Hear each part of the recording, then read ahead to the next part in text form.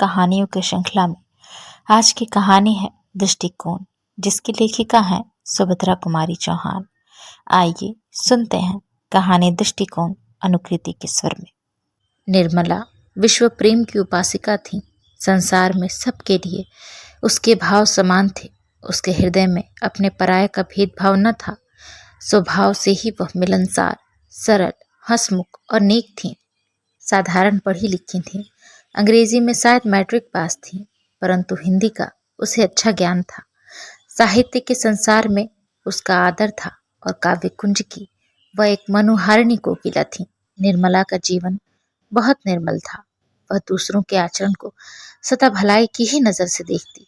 यदि कोई उसके साथ बुराई भी करने आता तो निर्मला यही सोचती, शायद उद्देश्य बुरा न रहा हो, भूल से ही उसने ऐसा किया हो। पतितों के लिए भी उसका हृदय उदार और क्षमा का भंडार था। यदि वह कभी किसी को कोई अनुचित काम करते देखती तो भी वह उसका अपमान या तिरस्कार कभी न करती। प्रत्युत मधुर व्यवहारों से ही वह उन्हें समझाने और उनकी भूल को सुधारने का प्रयत्न करती। कठोर वचन कह के किसी का जी दुखाना निर्मला ने सीखा ही न था, किंतु इसके साथ ही साथ जितना वह नम्र, सुशील और दयालु थी, उतनी ही वह अभिमानी, दृढ़ निश्चयी और न्यायप्रिय भी थी। नौकर चाकरों के प्रति भी निर्मला का व्यवहार बहुत दयापूर्ण होता। एक बार की बात है, उसके घर की एक कहारिन ने तेल चुरा कर एक पत्थर की आड़ में रख दिया था। उसकी नीयत यह थी कि घर जाते समय वह बाहर से ही चुपचाप लेती चली जाएगी। किसी कार्यवश रमाकांत, जो उसी समय वहां पहुंच गए, तेल पर उसकी दृष्टि पड़ी। पत्नी को पुकार कर पूछा, निर्मला, यहाँ तेल किसने रखा है? निर्मला ने पास ही खड़ी कहारिन की ओर देखा। उसके चेहरे की रंगत स्पष्ट बतला रही थी, यह उसी का काम है। किंतु निर्मला ने पति को जवाब दिया, मैंने ही रख दिया होगा, उठाने की याद न रही होगी। पति के जाने के बाद निर्मला ने कटोरे में जितना तेल था उतना ही और डालकर कहारिन को दे दिया और बोली, जब जिस चीज की जरूरत पड़े मांग लिया करो, मैंने कभी देने से इनकार तो नहीं किया। जो प्रभाव कदाचित डांट फटकार से भी न पड़ता, वह निर्मला के इस मधुर और दयापूर्ण बर्ताव से पड़ा। बाबू रमाकांत जी का स्वभाव इसके बिल्कुल विपरीत था। थे तो वे डबल एमए, एक कॉलेज के प्रोफेसर, साहित्य सेवी और देशभक्त, उज्जवल चरित्र के नेक और उदार सज्जन, पर फिर भी पति पत्नी के स्वभाव में बहुत विभिन्नता थी। कोई चाहे सच्चे हृदय से भी उनकी भलाई करने आता हो तो भी उसमें उन्हें कुछ न कुछ बुराई जरूर दिख पड़ता। वे सोचते, इसके तह में अवश्य ही कुछ न कुछ भेद है, कुछ न कुछ स्वार्थ होगा, तभी तो यह भलमनसाहत दिखाने आया है, नहीं तो मेरे पास आकर इसे ऐसी बात करने की आवश्यकता ही क्या पड़ी थी। पतितों को वे बड़ी घृणा की दृष्टि से देखते, उनकी हंसी उड़ाते। गिरने वाले को एक धक्का देकर वे गिरा भले ही दे, किंतु वह पकड़कर उसे ऊपर उठा के अपना हाथ अपवित्र नहीं कर सकते थे। वे पतितों की छाया से भी दूर दूर रहते थे। अपने निकट संबंधियों की भलाई करने में यदि किसी दूसरे की कुछ हानि भी हो जाए तो इसमें उन्हें अफसोस न होता था। वे सज्जन होते हुए भी सज्जनता के कायल न थे। कोई उनके साथ बुराई करता तो उसके साथ उससे दूनी बुराई करने में उन्हें संकोच न होता था। पति पत्नी दोनों को अलग खड़ा करके यदि ढूंढा जाता तो अवगुण के नाम से उनमें तिल के बराबर भी धब्बा न मिलता। बाह्य जगत में उनकी तरह सफल जोड़ा, उनके सदृश सुखी जीवन कदाचित बहुत कम देख पड़ता। दूसरों को उनके सौभाग्य पर ईर्ष्या होती थी। उनमें आपस में किसी प्रकार का झगड़ा या अप्रिय व्यवहार न होता, फिर भी दोनों में पद पद पर मतभेद होने के कारण उनका जीवन सुखी न रहने पाता। शाम सुबह निर्मला दोनों समय घर के काम काज के बाद मील दो मील तक घूमने के लिए चली जाती थी। इससे शुद्ध वायु के साथ साथ कुछ समय का एकांत उसे कई नई बात सोचने या लिखने के लिए सहायक होता। किंतु निर्मला की सास को बहू की यह हवाखोरी न रुचती थी। उन्हें यह संदेह होता कि वह घूमने के बहाने न जाने कहाँ कहाँ जाती होगी, न जाने किससे किससे मिलकर क्या क्या बातें करती होगी। प्रायः वह देखा करती कि निर्मला किधर से जाती है और कहाँ से लौटती है। एक बार उन्होंने पूछा भी कि तुम गई तो इधर से थी, उस ओर से कैसे लौटी? निर्मला इसका क्या जवाब देती? हंसकर रह जाती। किंतु निर्मला की सास बहू की इस चुप्पी का दूसरा ही अर्थ लगाती। उन्हें निर्मला का आचरण पसंद न था। उसके चरित्र पर उन्हें पद पद पर संदेह होता। किंतु इन मामलों में जब वे स्वयं रमाकांत को ही उदासीन पाती तो उन्हें भी मन महसूस कर रह जाना पड़ता था, क्योंकि रमाकांत के सामने भी निर्मला घूमने निकल जाती और घंटों बाद लौटती। अन्य पुरुषों से उनके सामने भी स्वच्छंदतापूर्वक बातचीत करती, परंतु रमाकांत इस पर उसे जरा भी न दबाते। किंतु कभी कभी जब उनसे सहन न होता तो वे रमाकांत से कुछ न कुछ कह बैठती, तो भी वे यही कहकर टाल दिया करते, इसमें क्या बुराई है। उनकी समझ में रमाकांत इस प्रकार माँ की बात न मानने के लिए ही पत्नी को शह देते थे, इसलिए वे प्रत्यक्ष रूप से तो निर्मला को अधिक कुछ न कहती थी, किंतु अप्रत्यक्ष रूप से कुत्ते बिल्ली के बहाने ही सही अपने दिल का गुबार निकाला करती थी। निर्मला सब सुनती और समझती, किंतु वह सुनकर भी न सुनती और जानकर भी अनजान बनी रहती। वह अपना काम नियम पूर्वक करती रहती, इन बातों का उसके ऊपर कुछ भी प्रभाव न पड़ता। कभी कभी उसे कष्ट भी होता, किंतु वह उसे प्रकट न होने देती। वह सदा प्रसन्न रहती, यहाँ तक कि उसके चेहरे पर शिकन तक न आती। वह स्वयं किसी की बुराई न करना चाहती थी, उसके विरुद्ध चाहे कोई कुछ भी करता रहे। एक दिन कॉलेज से लौटते ही रमाकांत ने कहा, आज एक बड़ा विचित्र किस्सा हो गया निर्मला। क्या हुआ? निर्मला ने उत्सुकता से पूछा। घृणा का भाव प्रकट करते हुए रमाकांत बोले, हुआ क्या?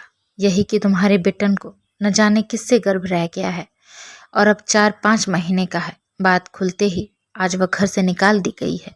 उसके मायके में तो शायद कोई है ही नहीं, सड़क पर बैठी रो रही है। बिट्टन बाल विधवा थी, वह जन्म ही की दुखिया थी, इसलिए निर्मला सदा उससे प्रेम और आदर का व्यवहार करती थी। बिट्टन की करुणाजनक अवस्था से निर्मला कातर हो उठी। उसने रमाकांत जी से पूछा, फिर उसका क्या होगा? अब वह कहाँ जाएगी? रमाकांत जी ने उपेक्षा से कहा, कहाँ जाएगी मैं क्या जानूं, जैसा किया है वैसा भोगेगी। निर्मला के मुंह से एक ठंडी आह निकल गई। कुछ देर बाद न जाने क्या सोचकर वह दृढ़ स्वर में बोली, तो मैं जाती हूँ, उसे लिवा लाती हूँ। जब तक कोई दूसरा प्रबंध न हो जाएगा वह मेरे साथ रह आवेगी। घबरा कर रमाकांत बोले, नहीं नहीं, ऐसी बेवकूफ़ी करना भी मत। उसे अपने घर लाकर क्या अपनी बदनामी करवानी है? तुम्हें तो कोई कुछ न कहेगा, सब लोग मुझे ही बदनाम करेंगे। निर्मला ने दयाद्र भाव से कहा, अरे तो इतनी छोटी छोटी सी बातों से क्यों डरते हो? किसी की भलाई करने में भी लोग बदनाम करेंगे तो करने दो, परमात्मा तो हमारे हृदय को पहचानेगा। मुझे तो उसकी अवस्था पर बड़ी दया आती है, तुम कहो तो मैं अभी जाकर उसे लिवा लाऊं।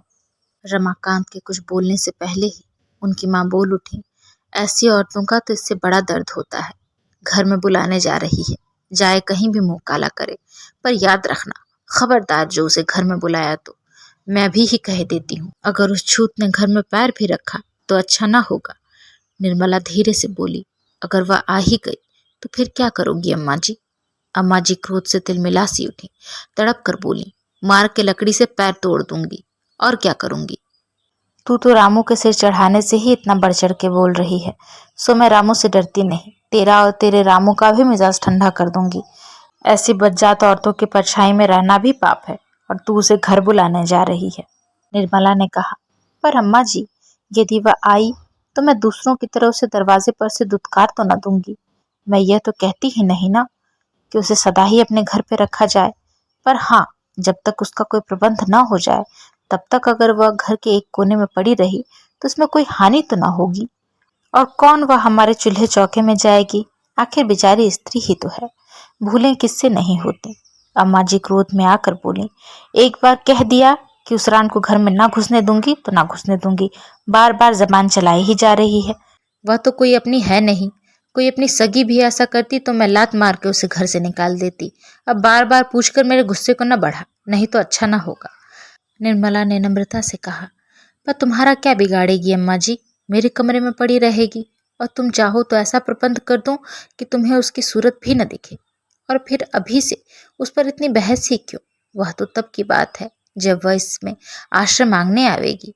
अम्मा जी का क्रोध बढ़ा और वे कहने लगी, तेरे कमरे में रहेगी और मुझे उसकी सूरत न दिखे तो क्या दूसरी बात हो जाएगी? कैसी उफलेटर बात करती है? तुझे अपने पढ़ने लिखने का घमंड हो तो उस घमंड में न भूली रहना। ऐसी पढ़ी लिखियों को मैंने कौड़ी के मूल के बराबर भी न समझा है। धर्म कर्म से तो सदा 100 गज की दूर, और ऐसी कुजात औरतों पर दया करके चली है धर्म कमाने। वाह हरी औरत, जिसे मोहल्ले भर में किसी ने अपने घर न रखा, उसे यह अपने घर में रखेगी। तू ही तो दुनिया में बड़ी अनोखी है ना? सब दूसरों को दिखाने के लिए बड़ी दयावंती है, जो भीतर का हाल न जाने उसके सामने इतनी बनना। घर वालों को तो काटने दौड़ेगी और बाहर वालों को गले लगाती फिरेगी।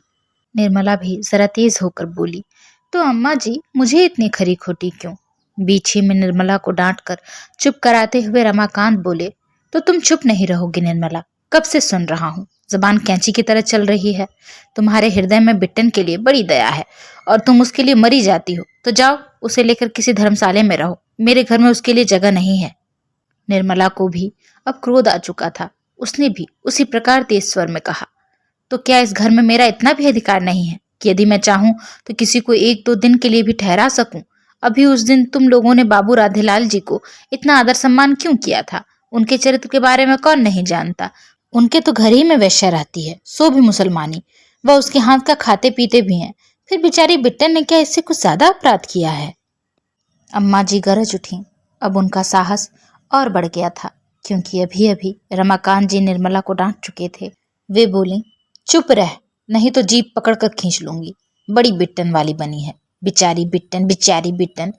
तू भी बिट्टन सरीखी होगी तभी उसके लिए मरी जाती है ना? जो सती होती हैं वे तो ऐसी औरतों की परछाई भी नहीं छूती। और तू राधेलाल जी की क्या कहती है? वह तो फूलों पर भंवरा है, आदमी की जात है, उसे सब शोभा देता है। एक नहीं 20 औरतें रख ले, पर औरत आदमी की बराबरी कैसे कर सकती है? निर्मला ने सतेज और दृढ़ स्वर में कहा, बस अम्मा जी, अब मैं ज्यादा न सुन सकूंगी। मैं बिट्टन सरीखी हूं या उससे भी बुरी, किंतु इस समय यह निराश्रता है, कष्ट में है। मनुष्यता के नाते मैं उसे आश्रय देना अपना धर्म समझती हूँ और दूंगी। अब रमाकांत जी को बहुत क्रोध आ गया था। वह कमरे से निकलकर आंगन में आ गए और आग्नेय नेत्रों से निर्मला की ओर देखते हुए बोले, क्या कहा? तू बिट्टन को घर में आश्रय देगी? निर्मला भी दृढ़ स्वर से बोली, जी हाँ, जितना इस घर में आपका अधिकार है उतना ही मेरा भी है। यदि आप अपने किसी चरित्रहीन पुरुष मित्र को आदर और सम्मान के साथ ठहरा सकते हैं, तो मैं भी किसी असहाय अबला को कम से कम आश्रय तो दे ही सकती हूँ। रमाकांत निर्मला के और भी नजदीक जाकर कठोर स्वर में बोले, मेरी इच्छा के विरुद्ध तुम यहाँ उसे आश्रय दोगी? निर्मला ने भी उसी स्वर में उत्तर दिया, जी हाँ, मेरी इच्छा का भी कोई मूल्य होना चाहिए, या मेरी इच्छा सदा ही आपकी इच्छा के सामने कुचली जाया करेगी? अब रमाकांत जी अपने क्रोध को न संभाल सके और पत्नी के मुंह पर 3-4 तमाचे तड़ातड़ जड़ दिए। निर्मला की जबान बंद हो गई। बाबू रमाकांत क्रोध और ग्लानि के मारे कमरे में जाकर अंदर से सांकल लगाकर सो रहे। अम्मा जी दरवाजे पर रखवाली के लिए बैठ गई, कहीं बिट्टन किसी दरवाजे से भीतर ना आ जाए। इस घटना के लगभग 1 घंटे बाद बिट्टन को जब कहीं भी आश्रय न मिला, तब उसने एक बार निर्मला के पास भी जाकर भाग्य की परीक्षा करनी चाहिए। दरवाजे पर ही उसे अम्मा जी मिली। बिट्टन को देखते ही वे कड़ी ललकार के साथ बोली, कौन है बिट्टन? दूर रह, उधर ही रहना, खबरदार जो कहीं डहली के भीतर पैर भी रखा तो। बिट्टन बाहर ही रुक गई। निर्मला पास पहुंचकर शांत और कोमल स्वर में यह कहती हुई कि बिट्टन बाहर ही बैठो बहन, मैं वहीं तुम्हारे पास आती हूँ। दहली से बाहर निकल गई। बिट्टन और निर्मला दोनों बड़ी देर से लिपट कर रोती रहीं। निर्मला ने कहा, तुम्हारी ही तरह मैं भी बिना घर की हूँ बहन। यदि इस घर पर मेरा भी कुछ अधिकार होता तो मैं तुम्हें इस कष्ट के समय कहीं भी न जाने देती, लेकिन क्या करूं, विवश हूं। किंतु तुम मेरा यह पत्र लेकर मेरे भाई ललित मोहन के पास जाओ, वे तुम्हारा सब प्रबंध कर देंगे। उनका स्थान तो तुम जानती ही हो। पर रात के समय पैदल जाना ठीक नहीं, यह रुपया लो, टांगा कर लेना। ईश्वर पर विश्वास रखना बहन, जिसका कोई नहीं होता उसका साथ परमात्मा देता है। निर्मला ने 10 रुपए बिट्टन को दिए। वह पत्र लेकर चली गई। निर्मला घर में आई, एक चटाई डालकर बाहर बरामदे में ही पड़ी रही। सवेरे उसकी आंख उस समय खुली जब रमाकांत उठ चुके थे और उनकी माँ नहाकर पूजा करने की तैयारी कर रही थी। निर्मला नित्य की तरह उठकर घर का सब काम करने लगी, जैसे शाम की घटना उसे कुछ याद ही ना हो। यदि वह मार खाने के बाद कुछ अधिक बकझक करती या रोती चिल्लाती तो शायद अपनी इस हरकत पर रमाकांत जी को इतना पश्चाताप न होता जितना अब हो रहा था। उन्हें बार बार ऐसा लगता कि जैसे निर्मला ठीक थी और वे भूल पर थे। उनसे ऐसी भूल और कभी न हुई थी। कल न जाने क्यों और कैसे निर्मला पर हाथ चला बैठे थे। उनका व्यवहार उन्हीं को सौ सौ बिच्छुओं के दंशन की तरह पीड़ा पहुंचा रहा था। वे अवसर ढूंढ रहे थे कि कहीं निर्मला उन्हें एकांत में मिल जाए तो वे पश्चाताप के आंसुओं से उसके पैर धो दें और उनसे क्षमा मांग लें। किंतु निर्मला भी सतर्क थी, वह ऐसा मौका ही न आने देती। वह बहुत बच कर घर का सारा काम कर रही थी। उसके चेहरे पर कोई विशेष परिवर्तन न था। न तो यही प्रकट होता था कि वह खुश है और न ही यही कि वह नाराज है। हाँ, उसमें एक ही परिवर्तन था कि अब उसके व्यवहार में हुकूमत की झलक न थी। वह अपने को उन्हीं 2-3 नौकरों में से एक समझती थी जो घर के काम करने के लिए होते हैं, किंतु उनका कोई अधिकार नहीं होता।